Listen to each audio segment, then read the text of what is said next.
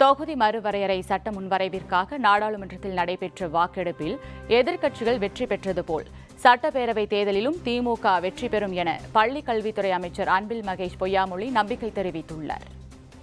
அவங்களுடைய முன்னாள் ஒரு மாநில தலைவர் சகோதரர் அண்ணாமலைன்னு ஒருத்தர் இருக்கிறாருங்க. அந்த அண்ணாமலையை பார்த்து அண்ணன் எடப்பாடி பழனிசாமி என்ன சொன்னாரு, அந்த அண்ணாமலை இருக்கிறாரு, அண்ணாமலை மைக்கை எடுத்தாலே வெறும் பொய் மட்டும்தாங்க வரும்னு சொன்னா அந்த அண்ணாமலை. எந்த அண்ணாமலை தெரியுமா? இந்த தேர்தலில் அதிமுக 4வது இடத்துக்கு தாங்க போகணும்னு சொன்ன அந்த அண்ணாமலை. இவங்கெல்லாம் சேர்ந்துக்கிட்டு இப்போ கூட்டா வந்து உங்களெல்லாம் பார்க்க வர போகிறாங்களாம். எங்களை பொறுத்த வரைக்கும் சிறுபான்மை மக்களுக்கான ஒரு அரணாக இருக்கக்கூடிய இயக்கம் எது என்று சொன்னால் அது திராவிட முன்னேற்ற கழகம், அதை சார்ந்திருக்கின்ற கூட்டணி கட்சியை சார்ந்திருக்கின்றோம் தான். நாடாளுமன்றத்தில் ஒரு தேர்தல் நடந்துச்சு. அந்த நாடாளுமன்ற தேர்தல் நம்முடைய தமிழ்நாடு அணி தான் வெற்றி பெற்றிருக்கின்றது, டெல்லி அணி தோல்வி அடைஞ்சிருச்சு. ஆக அந்த தேர்தல் ரிசல்ட் வந்துருச்சுல்ல, அது நாடாளுமன்ற ரிசல்ட் முடிஞ்சிருச்சு. இப்போ நம்ம ஜெயிச்சிட்டோம். அடுத்த ரிசல்ட் எது தெரியுமா?